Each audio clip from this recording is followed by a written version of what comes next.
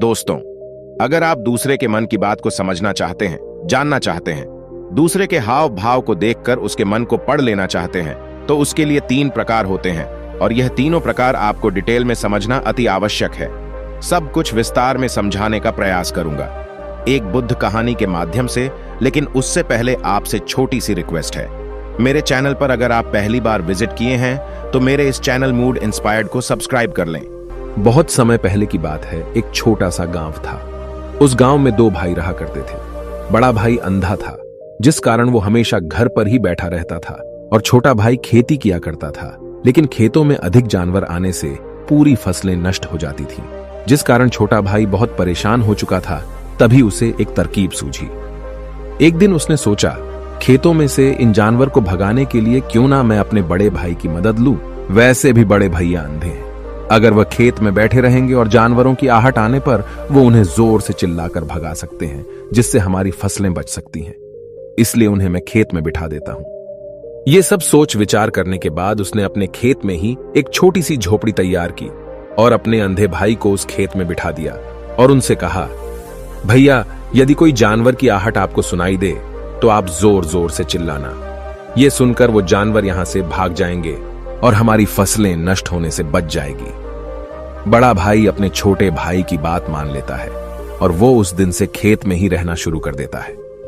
जब भी किसी जानवर की आहट उसे सुनाई देती तो वो तुरंत जोर जोर से चिल्लाना शुरू कर देता, जिससे वो जानवर उसके खेतों से भाग जाते। ऐसा करते करते कई दिन बीत चुके थे। तभी एक दिन उसके खेत में एक हिरण भागता हुआ आता है और वह खेत के बांध को तोड़कर वहां से भाग गया। लेकिन उसी हिरण का पीछा करते हुए एक राजा भी उस खेत में आ पहुंचा।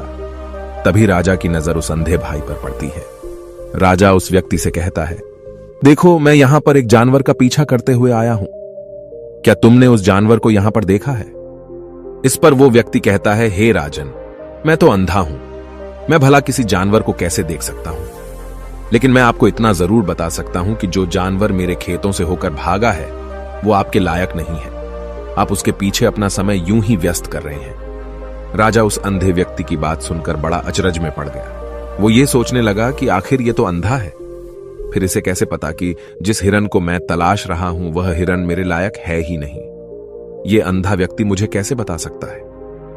तभी राजा उस अंधे व्यक्ति से कहता है, कहीं तुम मुझसे झूठ तो नहीं कह रहे? एक तरफ तुम ये कहते हो कि तुम अंधे हो और दूसरी तरफ तुम ये भी कह रहे हो कि जो जानवर यहां से भागा है वो मेरे लायक नहीं है। इस पर वो अंधा व्यक्ति कहता है, हे राजन, जिसे आप एक हिरण समझ रहे हैं, असल में वो एक हिरण नहीं है, बल्कि एक हिरणी है, और वो भी गर्भवती है। और जहां तक मुझे ज्ञान है, मैंने कभी किसी राजा को किसी गर्भवती हिरणी का शिकार करते हुए नहीं सुना है। और इसी कारण मैं आपसे ये कह रहा हूं कि वो हिरणी आपके लायक नहीं है। आप उसके पीछे अपना समय व्यर्थ ना करें। यह सुनकर राजा और भी अचरज में पड़ गया। वो ये सोचने लगा कि आखिर ये अंधा आदमी ये कैसे जान सकता है कि वो हिरणी है और गर्भवती है। राजा कुछ देर सोच विचार करने के बाद अपने सेनापति से कहता है, सेनापति जी, मुझे वो जानवर जिंदा चाहिए, क्योंकि मुझे यह पता करना है क्या वह हिरणी है और क्या वह गर्भवती है।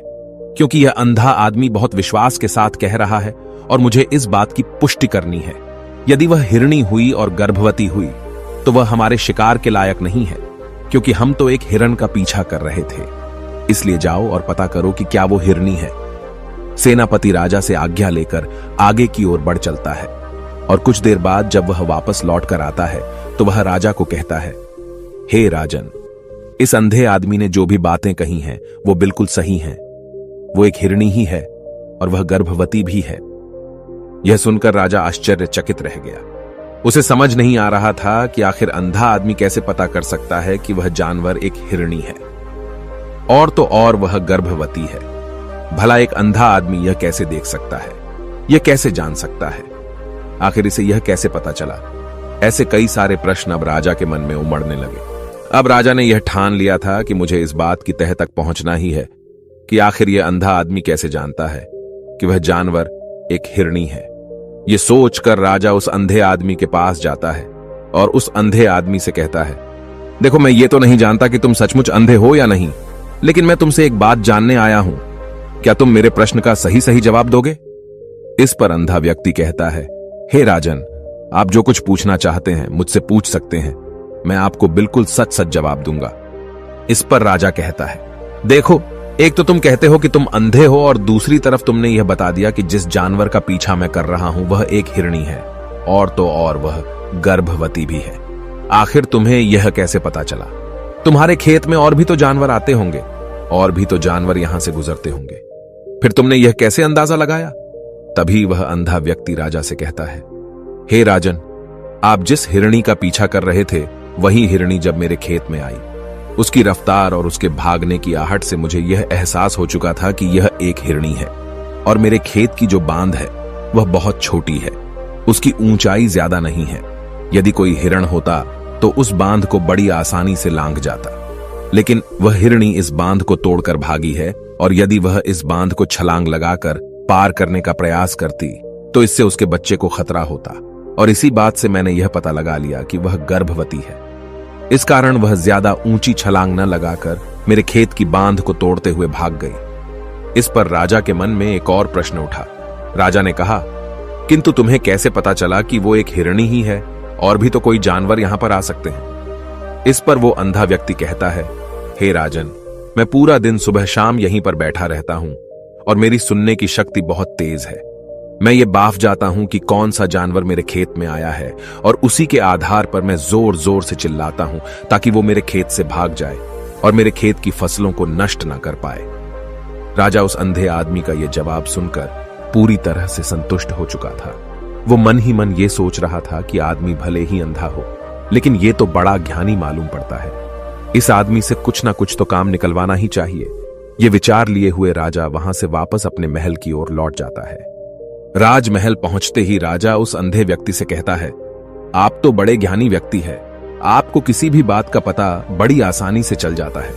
आज मैंने आपको यहां पर इसलिए बुलाया है क्योंकि मैं आपसे ये जानना चाहता हूं कि मेरी पत्नी पतिव्रता है या नहीं। इस पर वो अंधा व्यक्ति कहता है, हे राजन, ये कैसा प्रश्न हुआ? इस पर राजा कहता है, मैंने आपसे बिल्कुल उचित प्रश्न किया है, मुझे इस प्रश्न का उत्तर दीजिए। इस पर वो अंधा व्यक्ति कहता है, हे राजन, ये सारी बातें जाने दीजिए। आपकी शादी को इतने साल बीत चुके हैं, और अब आप ये बात क्यों जानना चाहते हैं? आपके मन में ऐसे प्रश्न क्यों उठ रहे हैं? इस पर राजा जिद करते हुए कहता है, देखिए, आपको मुझे इस प्रश्न का उत्तर तो देना ही होगा। यदि आप मुझे इस प्रश्न का उत्तर नहीं देंगे तो मैं आपको मृत्युदंड दे दूंगा। राजा के मुख से यह बात सुनकर वो अंधा व्यक्ति कहता है, हे राजन, यदि आप इस प्रश्न का उत्तर चाहते हैं तो उसके लिए आपको मेरा एक काम करना होगा। राजा कहता है, बोलो, मुझे क्या काम करना होगा? इस पर व्यक्ति कहता है, इसके लिए आपकी पत्नी को मेरे साथ कमरे में अकेले छोड़ना होगा। उस अंधे व्यक्ति की यह बात सुनकर राजा पहले तो क्रोधित हो जाता है, लेकिन फिर कुछ सोच विचार करने के बाद वह उस व्यक्ति की बात मान लेता है और अपने सेनापति को आदेश देता है, सेनापति जी, इस व्यक्ति को और मेरी पत्नी को एक कमरे में कुछ देर के लिए अकेला छोड़ दे। सेनापति बिल्कुल वैसा ही करता है। अब राजा की पत्नी और अंधा आदमी एक कमरे में बंद हो चुके होते हैं। तभी वो अंधा आदमी राजा की पत्नी से कहता है, मुझे आपको छूना है। इस बात पर रानी अत्यधिक क्रोधित हो जाती है और उस अंधे आदमी को वो पकड़ पकड़ कर पीटने लगती है, कभी हाथों से तो कभी लातों से तो कभी पटक पटक कर। इस तरह से उन्होंने उस अंधे आदमी की खूब पिटाई की। उसके बाद किसी तरह से वह अंधा आदमी अपनी जान बचाकर वहां से भाग निकलता है और वह राजा के पास पहुंचता है और वह राजा से कहता है, हे राजन, आपकी पत्नी पतिव्रता नहीं है। यह बात सुनकर राजा अत्यधिक क्रोधित हो उठता है और राजा अपनी तलवार निकालकर सीधा अपनी पत्नी की ओर जाता है और क्रोधित होकर वह अपनी रानी से कहता है, रानी जी, आज मैं जो भी सवाल आपसे करने वाला हूं उसका मुझे सच सच जवाब दीजिएगा, और यदि आपने एक शब्द भी झूठ कहा तो मैं आपका अभी के अभी सर धड़ से अलग कर दूंगा। तभी आगे वह राजा कहता है, मुझे बताइए, क्या आप पतिव्रता हैं या नहीं? इस पर रानी कहती है, हे राजन, आप भले ही मुझे जान से मरवा दीजिए, लेकिन मैं पतिव्रता नहीं हूं। राजा यह बात सुनकर बहुत खुश हुआ, क्योंकि उस अंधे आदमी ने जो भी कहा था वह बिल्कुल सच था। यह बात सुनकर तुरंत ही राजा उस आदमी के पास पहुंचता है और आकर उस अंधे आदमी से कहता है, तुम्हें कैसे पता चला कि मेरी पत्नी पतिव्रता नहीं है? इस पर वह अंधा आदमी कहता है, हे राजन, बड़ी सीधी सी बात है। मैंने तो आपकी पत्नी से बस इतना ही कहा था कि मुझे आपको छूना है, और इस बात पर वह इतना क्रोधित हो उठी कि उन्होंने गुस्से में आकर मुझे लात घूंसों से पीटना शुरू कर दिया। और भला कोई औरत किसी और मर्द को कैसे छू सकती है, लेकिन उन्होंने न आव देखा न ताव, बस लात घूंसे मुझ पर बरसाने शुरू कर दिए। वह भी तो एक छूना ही हुआ, और एक पतिव्रता नारी कभी भी पराये मर्द को नहीं छूती। जब मैंने उसे छूने के लिए कहा था तो वह उस वक्त मुझे मना कर सकती थी, लेकिन उन्होंने तो मुझे पीटना शुरू कर दिया और देखते ही देखते उन्होंने मेरे पूरे शरीर को छू लिया। अब आप ही बताइए, ऐसी स्त्री भला पतिव्रता कैसे हो सकती है? इस पर राजा कहता है, तुम तो बड़े ज्ञानी मालूम पड़ते हो। अच्छा ठीक है, चलो तुम मेरे एक प्रश्न का और जवाब दो। यदि तुमने मुझे इस प्रश्न का सही सही जवाब दे दिया तो मैं तुम्हें यहां से जाने दूंगा। आगे राजा उस अंधे आदमी से कहता है कि तुम मुझे यह बताओ, क्या मैं सच में अपने पिताजी का ही बेटा हूं या फिर किसी और का? इस पर वह अंधा भी कहता है, हे राजन, इस बात से आपका क्या लेना देना?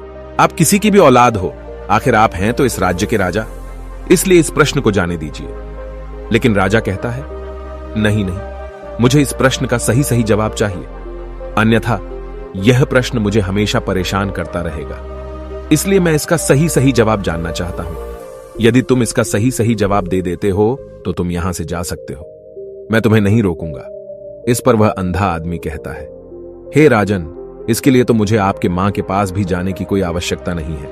मैं आपको अभी अभी यह बता सकता हूं कि आप किसकी औलाद हैं, लेकिन उससे पहले मैं चाहता हूं कि आप मुझसे एक वादा करें कि आप मुझ पर क्रोध नहीं करेंगे। राजन ने कहा, मैं तुमसे वादा करता हूं, मैं तुम पर क्रोध नहीं करूंगा। इसके बाद वह अंधा आदमी राजा से कहता है, हे राजन, आप है तो अपने ही पिता के पुत्र, लेकिन आप पर एक कंजूस सेठ की छाया पड़ी हुई है। यह सुन राजा बहुत क्रोधित हो उठा और वह तुरंत तलवार निकालकर अपनी मां के पास जा पहुंचा। वह वहां पर पहुंचने के बाद अपनी मां से कहता है, मां, मुझे सच सच बताइए, क्या मैं अपने ही पिता का पुत्र हूं या नहीं? यदि आपने मुझे सही सही नहीं बताया तो वह यहीं पर अपने प्राण त्याग दूंगा। मुझे बताओ क्या सच है? इस पर उस राजा की मां कहती है, बेटा, तू है तो अपने ही पिता का पुत्र, लेकिन तुम्हारे ऊपर एक कंजूस सेठ की छाया पड़ी हुई है। जब मैं एक बार नहाने के बाद अपना मुंह आईने में देख रही थी, तभी उस कांच के पीछे मुझे एक कंजूस सेठ नजर आता है और उसी की छाया तुम पर पड़ चुकी है। यह सुन राजा बहुत खुश हो जाता है और वह तुरंत दौड़ा दौड़ा वापस उस अंधे आदमी के पास पहुंचता है और उस अंधे आदमी से कहता है, तुम्हें यह कैसे पता चला कि मुझ पर एक कंजूस सेठ की छाया पड़ी हुई है? इस पर वह आदमी कहता है, हे राजन, आपने मुझसे कई सारे सवाल पूछे जिनका जवाब मैंने आपको सही सही दिया है। यदि कोई और राजा होता तो मुझे इसके बदले में ढेरों सारे इनाम मिल चुके होते, लेकिन अब तक आपने एक फूटी कौड़ी तक नहीं दी है। इस बात से ही मैंने अंदाजा लगा लिया था कि आप बहुत कंजूस हो। यह बात सुनकर राजा जोर जोर से हंसने लगा और कहता है कि आप जो भी मांगेंगे वह मैं आपको अवश्य दूंगा, लेकिन मुझे यह बताओ कि तुम्हें कैसे पता चल जाता है कि कौन सी बात सही है और कौन सी गलत?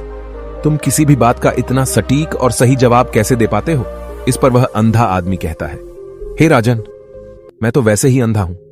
यदि मेरी आंखें होती तो मैं किसी की भी मन की बातें बड़ी सरलता से जान लेता। मन की एक भाषा होती है और यह भाषा मनुष्य के शरीर के व्यवहार के रूप में देखी जा सकती है। उसकी आंखों से, उसके होठों से, उसके काम करने के तरीके से, उसकी क्रियाओं से पता किया जा सकता है कि उसके मन में क्या चल रहा है। उसके आधार पर हम किसी के भी मन की बातें जान सकते हैं, लेकिन मैं तो अंधा हूं, मैं देख नहीं सकता, इसलिए मैं क्रियाओं से देखता हूं। यदि मुझे कोई बात जाननी हो तो अगले आदमी को कुछ काम देना पड़ता है, जिस पर वह व्यक्ति किस प्रकार काम करता है, किस तरीके से इस काम को करता है, उसके आधार पर ही मैं यह पता कर पाता हूं कि उसके मन में क्या चल रहा है। तभी वह राजा कहता है, तो क्या इसका अर्थ यह हुआ कि मैं भी किसी के मन की बातें जान सकता हूं? इस पर वह अंधा आदमी कहता है, हे राजन, अवश्य आप भी किसी भी व्यक्ति के मन की बात जान सकते हैं, किंतु उससे पहले आपको अपने ऊपर काम करना होगा, और वह काम है अपने मन को शांत करना, अपने मन को वर्तमान में लाना होगा, जिसके लिए मैं आज आपको 3 तरीके बताने वाला हूं। और ये तीनों ही तरीके बड़े ही आसान और सरल हैं, किंतु हे राजन, उससे पहले आपको एक काम करना होगा, अपने मन को एकाग्र करना होगा।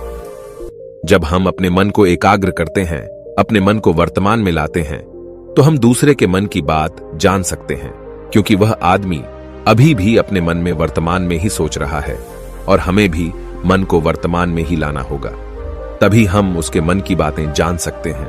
यदि हम अतीत में हुई घटनाओं के बारे में सोच रहे हैं तो वह जो अगला आदमी वर्तमान में सोच रहा है, वर्तमान में अपने मन में बात कर रहा है, वह हम कैसे जान पाएंगे? क्योंकि हम तो अतीत की घटनाओं में डूबे हुए हैं। इसलिए किसी के भी मन की बात जानने के लिए सबसे पहले हमें हमारे मन को एकाग्र करना होगा, उसे वर्तमान में लाना होगा।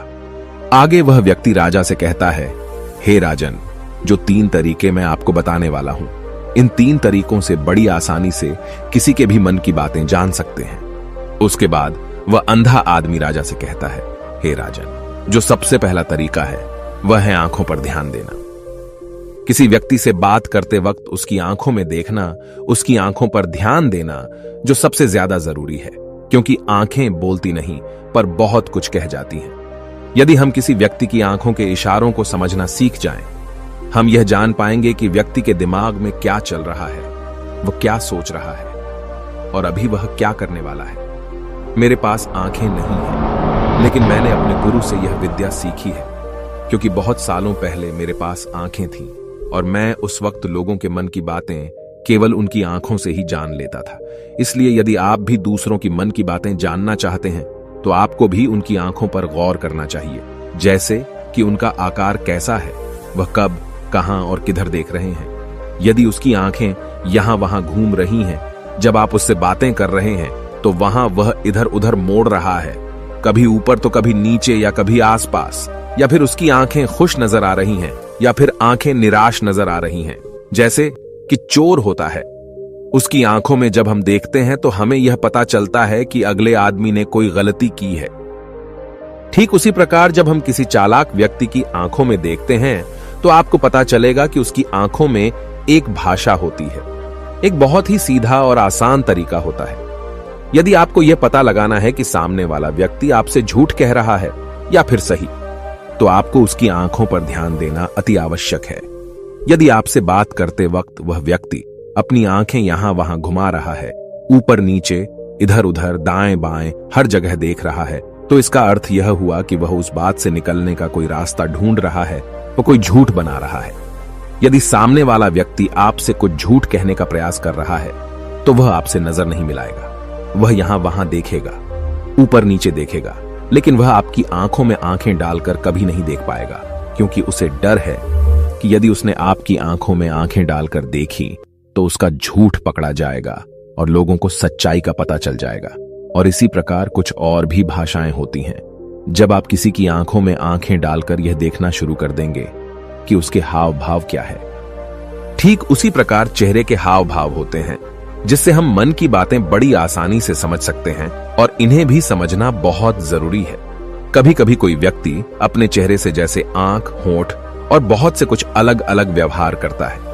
यदि आप किसी व्यक्ति के चेहरे में गौर करेंगे तो आप आसानी से समझ पाएंगे कि वह व्यक्ति निराश है, जब व्यक्ति बहुत उदास है, या फिर वह बहुत खुश है, या फिर उसे कोई बहुत बड़ा दुख है। वह अपने अंदर क्या महसूस कर रहा है, ये सारी बातें हम उसके चेहरे के हाव भाव से पता कर सकते हैं। फिर चाहे इंसान जुबान से कुछ बोले या ना बोले, लेकिन आप उसके चेहरे से सब कुछ पता कर सकते हैं। आगे व्यक्ति राजा से तीसरा तरीका बताते हुए कहता है, हे राजन, इसी प्रकार तीसरी भाषा भी है, अर्थात तीसरा तरीका भी है, और वह है हाथों के इशारे और शरीर का व्यवहार। मन की बात समझने के लिए हमें हाथ के इशारे और शरीर के व्यवहार को समझना बहुत आवश्यक है। कोई व्यक्ति जब बात करता है तो आपने देखा होगा कि वो अपने हाथों को हिलाता रहता है, अपने हाथों से इशारा करता रहता है। बातों के साथ साथ अपना शरीर का जो व्यवहार है, अर्थात बॉडी लैंग्वेज, उसका भी पूरा उपयोग करता है, जिससे हमें यह पता चल पाता है कि वह व्यक्ति हमारी बातों पर कितना ध्यान दे रहा है और उसके मन में क्या चल रहा है। शरीर के व्यवहार को देखने के लिए उसके हाथ मटकाने, शरीर मटकाने और चेहरे पर बार बार हाथ लाने, हाथों का एक दूसरे से मसलना, ऐसी बहुत सी क्रियाएं होती हैं, उस पर हमें ध्यान देना अति आवश्यक है। मन की बात को समझने के लिए हमें शरीर के व्यवहार को भी समझना पड़ता है। यदि हम इन 3 तरीकों को सही तरीके से ध्यान देकर इन 3 तरीकों को अच्छे से समझ लेते हैं तो हम बहुत जल्दी किसी भी व्यक्ति के मन की बातें बड़ी सरलता और सहजता से जान सकते हैं। इसलिए यदि आपको किसी के मन की बातें जानी हैं तो आपको उसकी आंखों पर, उसके चेहरे पर, उसके शरीर के हाव भाव को और उसके हाथों को ध्यानपूर्वक देखना और समझना होगा, जिससे आप यह समझ पाएंगे कि आखिरकार उसके मन में क्या चल रहा है और वह क्या सोच रहा है।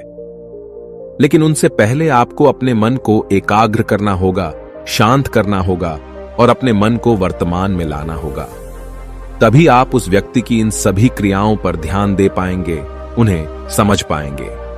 अन्यथा आप यदि अतीत की घटनाओं में व्यस्त हैं, भविष्य की योजनाओं में व्यस्त हैं, तो आप उस व्यक्ति के हाव भाव पर कभी ध्यान ही नहीं पाएंगे और न ही आप कभी यह समझ पाएंगे कि आखिर उस व्यक्ति के मन में क्या चल रहा है, वह क्या सोच रहा है। आपने देखा होगा कि ऐसे कई बड़े संत महात्मा हैं जो बड़ी ही शांति से आपको देखते हैं और आपको देखकर ही ये बता देते हैं कि आपके मन में क्या चल रहा है, आप उनसे क्या जानने आए हैं। और इसका सबसे बड़ा प्रमुख कारण यही है कि वह आपको पढ़ सकते हैं, आपको समझ सकते हैं, आपकी मन की बातें जान सकते हैं, क्योंकि उनका मन एकाग्र है, शांत है। और यही कारण है कि वह आपके मन की बातें बड़ी सरलता से समझ जाते हैं।